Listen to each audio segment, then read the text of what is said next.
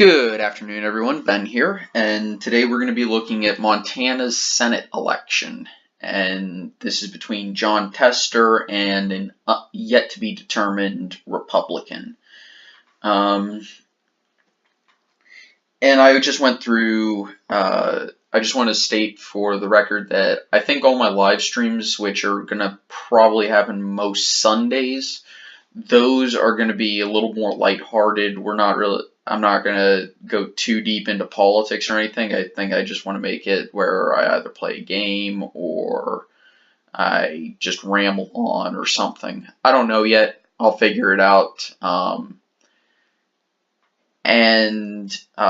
This Saturday, I'm not going to be uploading a video on Saturday simply because I need to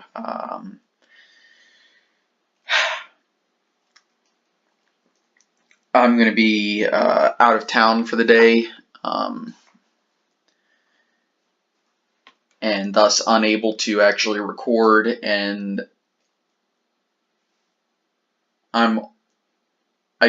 or even upload unless I schedule it privately, but I've got a lot of other stuff I need to do, so don't expect a video on Saturday. If I get one out, cool. If I don't, understand that I wasn't able to record or upload that day.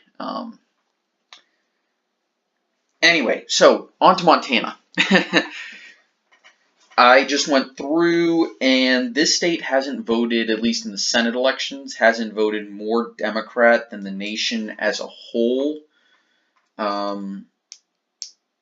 since the year 1982. I didn't go through for the other Senate seat the state has,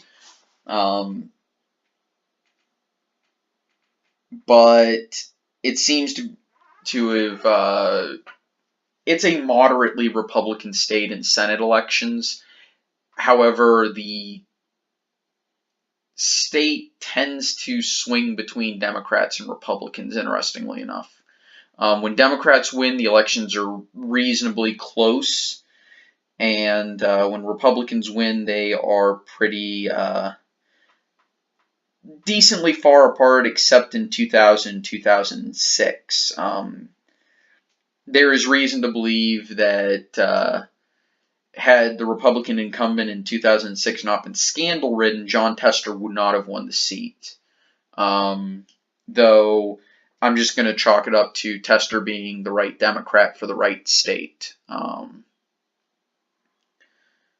I think he was the best Democrat who could have run for that seat in Montana. He could appeal to Montana voters. So maybe it was Jon Tester's strength as a Montana candidate, or it was because of the scandal-ridden nature of the Republican incumbent that allowed him to, in a year favorable to Democrats, unseat the Republican.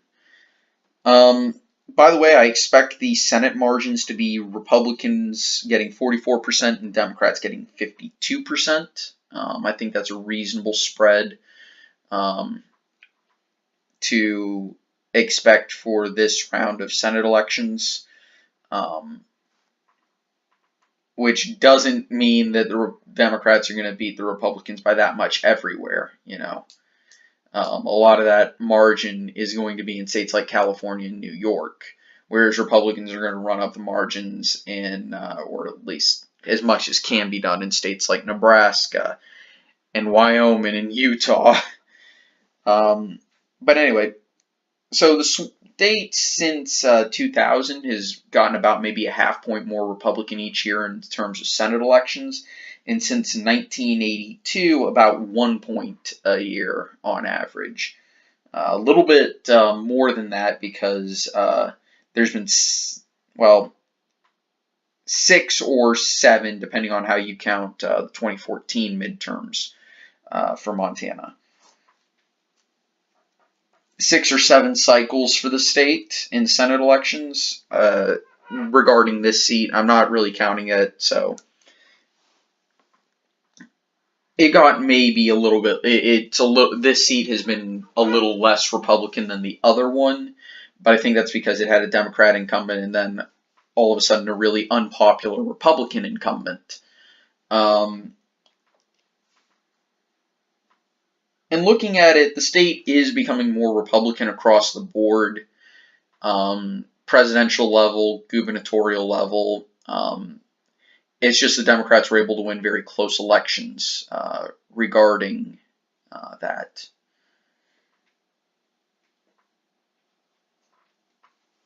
For example, when Jon Tester won, he won 49-48. In 2012, when he managed to keep his seat, he won 48-44.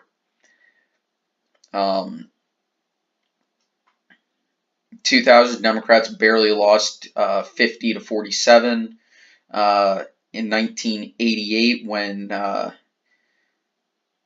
Montana actually, when they voted for their first Republican senator in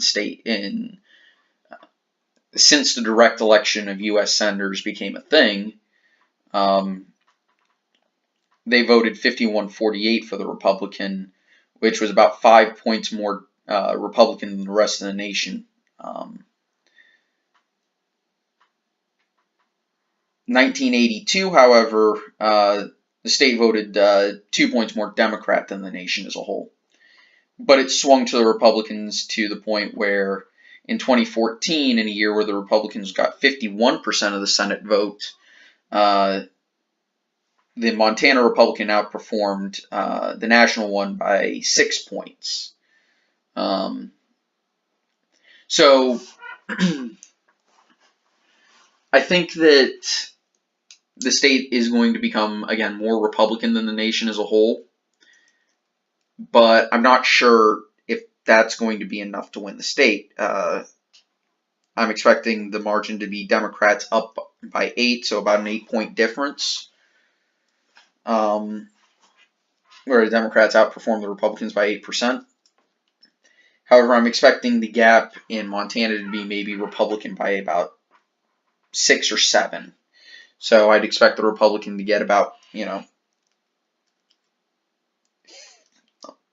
and I'll take a few points off for each.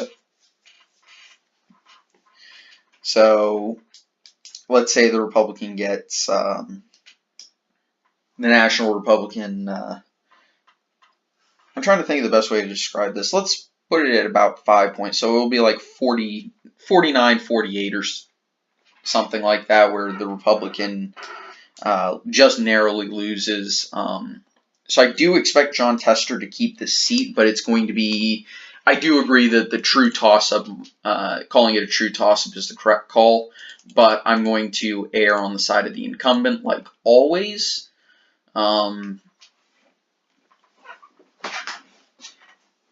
And give the seat to Montana. And an update on North Dakota, they honestly got I think they got the best candidate to run for North Dakota's seat in Kevin Cramer. So I'm going to stand by this prediction that Republicans actually flip North Dakota. Republicans still haven't nominated anyone. Okay. And I do think Jon Tester is going to maintain Montana for the Democrats, but I think his days are numbered in Montana. This could very easily be his last term as Montana senator.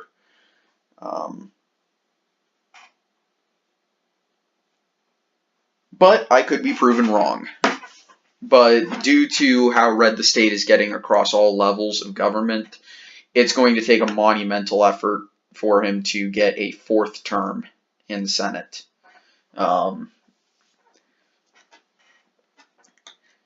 Because and also I did check the last time the state had an open seat was 2014, and the Republicans killed it in this state.